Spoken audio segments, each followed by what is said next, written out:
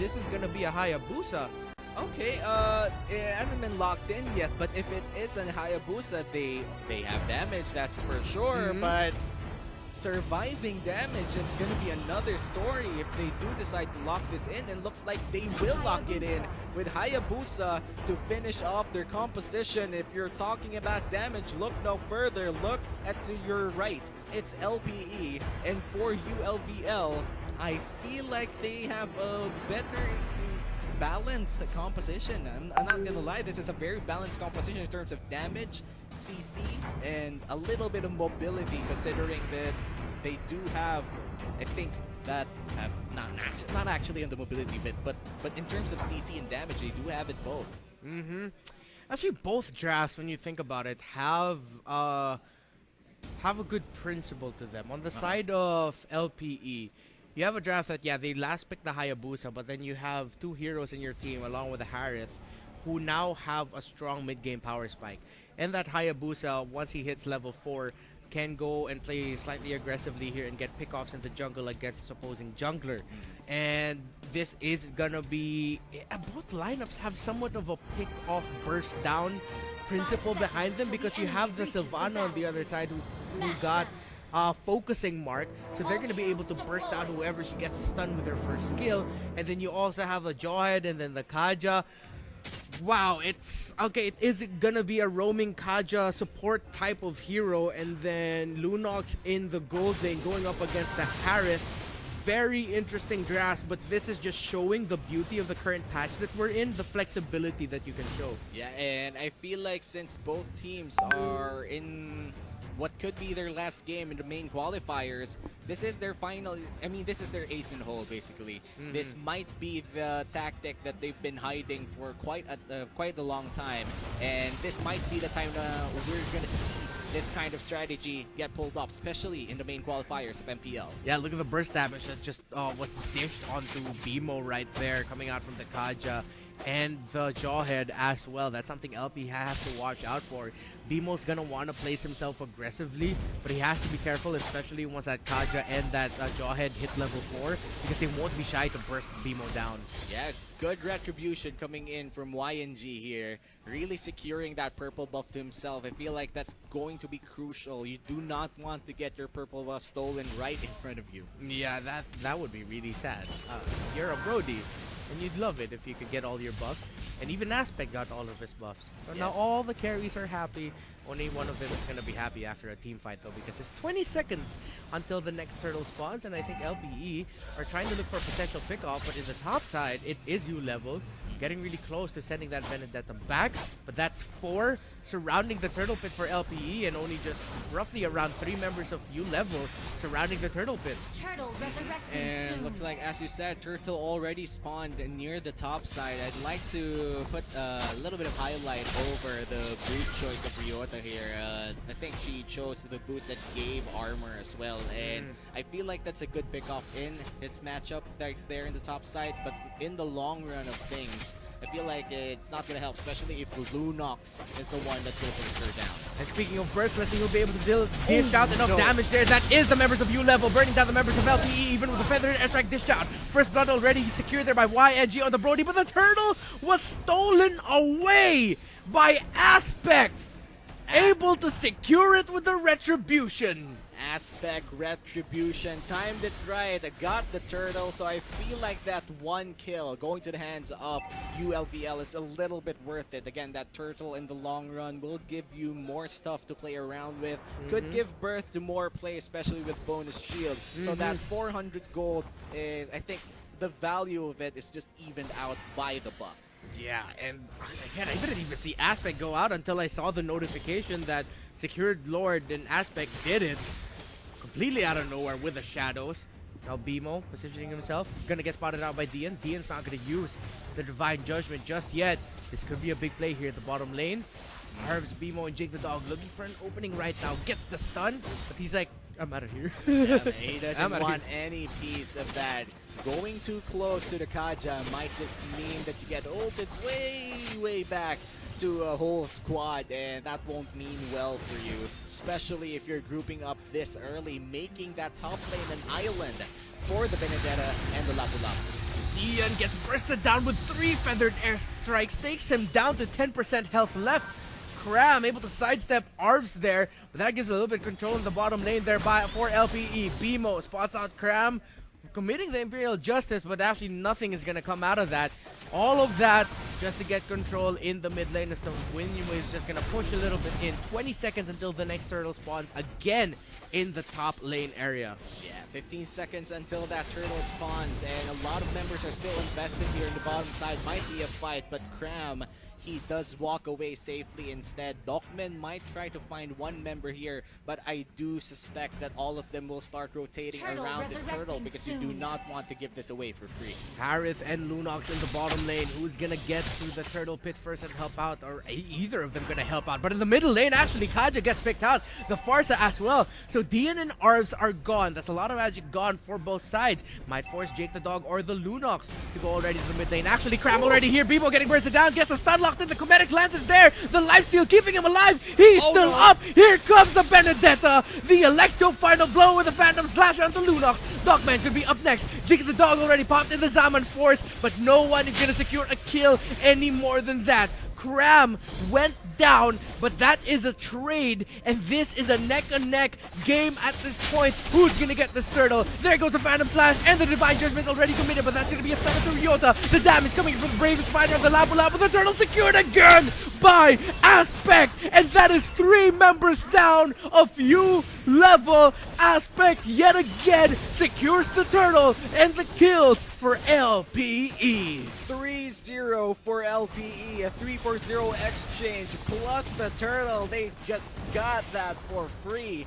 and not even one death fell for LPE, and that just means that LPE won that trade completely. I think mid-game is now swaying towards their favor. Himo almost getting crammed there with a Comedic Lance. Power of Order Brilliance already committed just to get away, but he walks right into the Feathered Airstrike. Look at Bimo just eating everything up so that the members of LPE can dive in to secure the kill onto Cram. You gave up a support for one of the potential carries in your team, that Lunox. Well, yeah, LPE is gonna take that as a win. Yeah, LPE with another successful dive in the bottom side. But for ULVL, they need to make sure that this 3K gold lead doesn't balloon up to a bigger gold lead. Try to play it safe a little bit. Wait it out. Your Brody will scale mid to late. And if you take care of that Brody will take care of you during the later parts of the game. But we're just 6 minutes in, and that 3K gold lead, please do not go anywhere. Give us a good game 3. Dogman might get picked out here. You've got 2 stuns here. Both of them miss it. Bimo and Arvs a little bit too short there.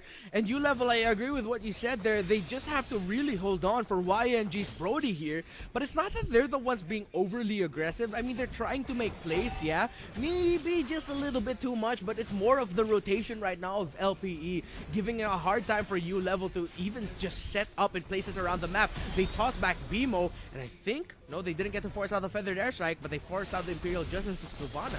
Yeah, and look at the Benedetta in the top side, just pushing minion wave after minion wave, putting Lapu Lapu in an island where he has to defend by himself. Turtle spawning in the bottom side, already a lot of members inside it, and near the pit rather, and LPE might just take it for them. This is a third turtle, if ever they can take it down. Look at that, the combo and the damage is coming in. Feathered Airstrike is already committed. Dogman able to take down the Sylvana, but that's going to be Harris taking out the Jawhead. Benedetta takes out the Kaja right now. YNG split from the map as Ryota is chasing him down. He finds the safety of the tower, but the turtle yet again is secured by Aspect and LPE. Look at Ryota, what he did there, completely shutting the Brody out of the fight, chasing after him, not giving him any breathing room to give damage for U-level.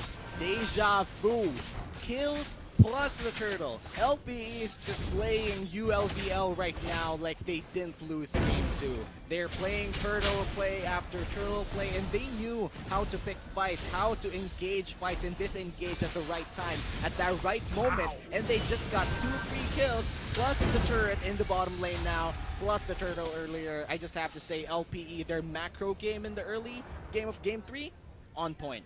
definitely on point with the lineup that they have here, empowering that. I mean, if they weren't having a good rotation and macro play here, this lineup would have been nothing, but LPE has just played the power of their lineup to perfection, making it look like U Level is just completely outclassed right now. But again, it's the Brody in their lineup that all of us are just waiting for. There have been moments where U Level has been outshined, they've been outplayed, yes, but they're not committing all in just yet because they shouldn't. They really just have to wait for YNG. Yeah, and looking at LPE right now, I feel like the scaling of the Brody will get a little bit slower compared to Jake the Dog. Jake the Dog right now has his items already. The attack speed, the magic damage, it's already there. And we're expecting, he played an Alice game, 2 Alice games before this Harith. And now that we're looking at him in another hero, suddenly he feels very different. It feels like the mental reset for Game 3 is just unreal for this dude. U Level might get caught out here in the middle lane. Let's see who's gonna show first. Could be a crucial moment here.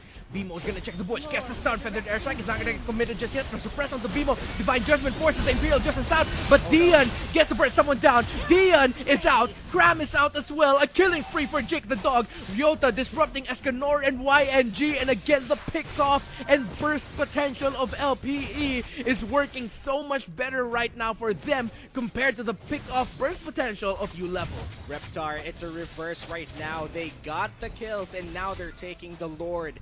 Earlier, it's always get the turtle, get the kills. Now they get the kills and try to get the Lord. With Feathered Airstrike landing on no one just to zone it out. Will the steal happen here? Dogman not gonna risk it anymore. The Lord has been slain and the Lord will march with LPE. 5-10 is the kill score and this just might be a game-ending push or maybe a game-shifting push. We haven't seen much of Dion's Kaja just yet, getting picked off way too early in team fights, and at the same time he's getting the Divine Judgments in, but then because U Level right now just has so many targets that they need to deal with, Aspect is level 14, man, on that Hayabusa. Even if U Level gets one with a Divine Judgment, they can't overcommit onto that one single target because you have so many others to worry about in LPE. You have the Harith, you have the Hayabusa, you have Ryota, who's just been an absolute mosquito for U Level, and U Level has no anti-mosquito bug spray no with bug them. spray at all. And for the Hayabusa, already 3 items and a lot of damage just pouring down with that shadow kill. And you're seeing that damage in full display. The turret immediately going down in the mid lane. Only the inhibitor turrets are left, and look at this. Side lanes are both pushing against the favor of ULVL. A lot of people invested in the mid lane as well. Things are looking dark, and it's about to get darker. And the Feathered Airstrike rain is falling down as the Lord along with LPE are marching down the bottom lane. 1 turret down. Could be 2, and it could be game number 3 win for LPE if they play their cards right. Ryota already uses the Electo final blow to space it out. 2 turrets down. Maybe it's time running out for U Level. Dion with a pull into suppress into Ryota, but the Feathered Airstrike, the counter punch is there. The mega kill for Harith. Aspect going in. Cram, YNG. Still 4 members of U Level left. They still cannot end it here. Can LPE, but they're gonna try. They're gonna apply the pressure. They're trying to find the opening. Electo final blow, the space out, but in the back line, Escanor with the damage of the burst takes out the Sylvana. Escanor gets bursted down. Feathered Airstrike yet again. Unstoppable is Jake the Dog. 5-0 and 4. Make that 2 kills for him. Dion almost down. Ryota dashes away. LPE will not fully commit on this, but they have bursted down all the towers of U Level. The sacrifice was worth it. I mean, 1 person down for LPE, and a turret plus 2 more kills is just another trade that LPE won. It might be weird for now, but it actually made more sense. BMO, it looked like an error. I'm not gonna lie, it looked like an error. He got hit by the Lapu-Lapu axis, but then again, that error birthed into more errors for ULVL, and it actually just backfired for ULVL when they tried to re-engage after that kill. Escanor bit a little bit more than that he could chew, and now that now all of their turrets are basically down and the base is exposed, that 1 minute on the Lord suddenly is a time bomb for LP. And the victory of LPE here seems like it could just be a time bomb again. it's just been the story of this entire series where one team would take the lead, not let go, and it's just like, what? They don't lose a tower or they just lose one? It's been like that all series. It won't be a big surprise if that's what's gonna happen here, where U-Level will not even be able to break down another turret here, because the lineup that they have here doesn't really favor them so much on the defensive, unless Dion, Dockman, and Escanor can time together, pick off after pick off. Oh no. But can they do that against a really mobile lineup? Because Dogman gets bursted down here. Already forced out the Imperial Justice from the Sylvana, but that's actually Dion! No. He's able to take down Aspect. This could be big for U-Level. That's really bad for LPE. But I think they'll still be able to take the Lord without a problem, Womi. Yeah, I still think LPE could get that Lord. Oh, One kill no. on the Lunox just secures a 4v4. And this is just bad for ULBL right now. The Zaman Force is called, the Feather Airstrike is there. Will the fight continue with the Electo final ball killing spree for the Benedetta? Ryota 3-0 and 5. LPE not going directly for the Lord just yet. It's a 4 versus 3 advantage. They're waiting for Aspect, but you see Ryota on the map going straight for the Lord, starting it out already, I think. Just waiting for Aspect to get back. But this, again, the story of the series, it looks like this is LPE just buying their time and U-Level trying to delay the inevitable that is an LPE win. This is an empowered Lord that we're talking about, and it's marching with LPE. It's singing the hymns of the Eagles, and it will march in either mid, top, bot. It doesn't care anymore. It only thinks of one thing, ending the game for LPE. 2 Blade of Despairs has just been picked up by LPE. 1 for Ryota, 1 for Aspect, and you know what? Let's also give a Holy Crystal here for Arvs. So that's even more damage coming out here from LPE's side, who has a 13k gold lead as the Lord closes in here. Omi, what do you think is gonna happen? I think what's going to happen is just LPE. They will jump over this fight and they will try to end the game. Reptar, this is the moment. This is it. Feathered Airstrike immediately deleting Crab, but he's still in the game here. The stun of the Escanor connects, but Escanor is trying to survive this right now. Jake the Dog, LPE, the rest of Laus Playbook Esports trying to end the game. The mega kill, 4 down, base down, and after one big fight, the Eagles of Playbook Esports secure the series win. Solid play coming in from LPE. A few hiccups here and there in this best of 3, but then again, this is already the top 8 of this intense qualifiers, and for ULVL, sadly for them, RIP predictions by the way, and again, sadly for ULVL, the pressure was unreal towards them, and they have to say goodbye for now. They are the first team to be eliminated in this season's qualifiers.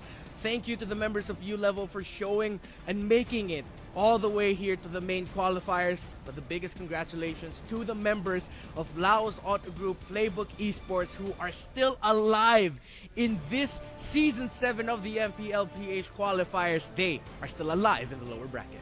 And from the lower bracket rather, will they rise to be the one going inside the regular season? There's a lot of questions for now, but the answer is not yet clear. But right now, the answer is here.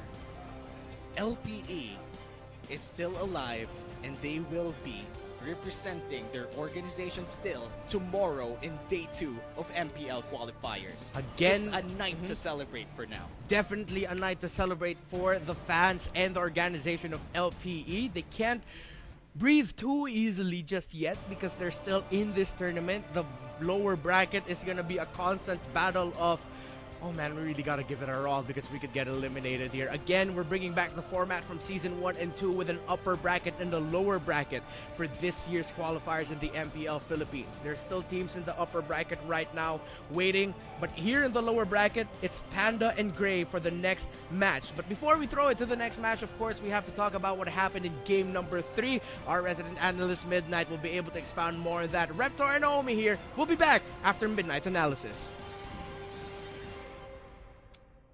Alam nyo, nakita ko is that LPE, they didn't give any fighting chance to U-Level. Even though the scoreline dictates na may pinalag naman, that was actually just a single hero, no? Trinabaho lang ni Bimo lahat ng kills na nakuha ng U-Level. Once again, this is your resident analyst. My name is Midnight. And LPE did prove to us that they can bounce back from that loss on Game 2. And Farsa wins games. Ika nga, no? Sabi nga ng mga caches natin.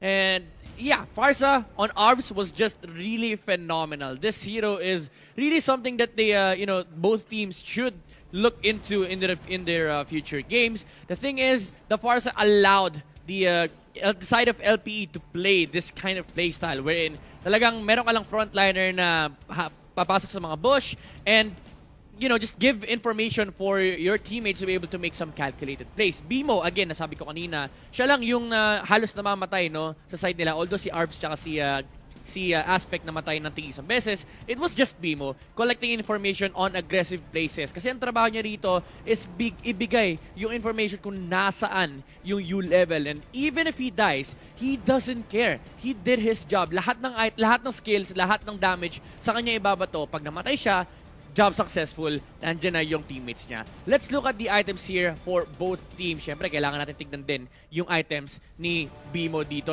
on the Sylvana. Now, looking at the items of the Sylvana here, eto si Bimo, 1, 5, and 9 yung kanyang KDA dito. 5 deaths out of the 7 kills na meron ang U-level. And normal naman yung itemization ni Bimo dito, no? After the Athena Shield, reka siya ng Queen's Wings, tapos tapusin niya yung kanyang mask. Let's look at the items of the Farsa. Clock of Destiny, then, syempre, Lightning Truncheon, and then Holy Crystal. Pure damage. Tapos, syempre, nagiging norm na rin talaga yung cooldown reduction. Now, why is this important? Again, this is because of the active time, no? Yung oras na uptime ka, okay? So si Farsa, whenever meron siyang Feathered Airstrike dito, basically isa siyang malaking threat against the enemy. And knowing na yung U-level dito, they really love to be in front of LPE, no? Talagang up front, confront mo yung kalaban mo head on. Ang problema is, hinaharangan sila ni Bimo and then the Farsa, which was really, really hard for them to actually deal with. Kaya yung 7 kills, yung 5 doon napunta kay Bimo kasi nga ang trabaho niya lang puntahan yung mga kalaban niya and then pakita niya lahat sa kanyang mga kampe. Also, do take note, yung itemization ng Harit natin dito, no? Winter Truncheon for risky plays. But the most important thing is after the Calamity Reaper, he went with the Holy Crystal. Again, just add damage to your arsenal. Kasi kapag hindi nyo na maximize yung sacrifice ni Bimo, U-level could definitely take the fight into you. So those were the itemization here for the teams. Let's now look into the highlights of the game. Paano ba ginawa ng LPE yung kanilang routine dito against U-level? Now, first blood was drawn by the Brody. Again, this is because of the sacrifice of the Sylvana. Those were one of the few kills na talaga nakita natin na okay, may mga aggressive movements naman ang U-level. But the main problem is that when the time came na active na yung mga heroes na sa side ng LPE, which was the level 4 of the Farsa and the first item of the Hayabusa, it was go time. And again, the way you utilize Harith against the lineup of U-level, maximize mo yung downtime nila. And in this time around, no, yung Brody actually uptime nila. So medyo contradicting yung idea. But the thing is, they are the late game lineup. Kailangan mo lang pigilan yung mid game ng Brody. So take as much numbers as you can. And as you're seeing right now, LPE, they really never did lose numbers. Every single time, lalaban sila. Bimo, going in, playing very, very aggressive, allow ARBS to collect information and push out with a Feathered Airstrike. And then, you have a Hayabusa and a Harit that will just chase heroes down. So, naging cleanup crew na lang si Hayabusa at si Harit. Although nakakakuha naman ng mga openings ang U-level, again, the punish was just so high. And with the amount of lead on the goal that they've had, LPE just, closed out on the base on the back of the Farsa kasi hindi naman nila kailangan matakot dahil meron silang long-range nuke missile arsenal on the form of ARBS. That's why he is the MVP of this game. KDA of 3, 1, and 14. Just look at the numbers. 3, 1, and 14. 89% kill participation, 64,795. Of course, objective damage is just 564 dahil hindi ka naman pwede lumapit sa mga kalaban mo. Siyempre, keep your distance. And that's the thing. Nag-social distancing ang LPE. But it really paved way for them to be able to beat U-Level on Game 3. Again, this is very important. Collection information has been the name of the tanks today, and Farza with just, the calculated plays. B, the reinforcements for your teammates. Kapag yung mga kalaban mo ay nagkamali, nandun kagad yung punish. And Arvs was just completely on point with this Farza. Farza wins games, ika nga ng ating mga casters. Now, he who holds Farza wins the game. And right now, this series, LPE will advance to the next round. And unfortunately, U-Level will have to say goodbye to their MPL dreams. And we'll probably see them on the next MPL's casters. MPL, back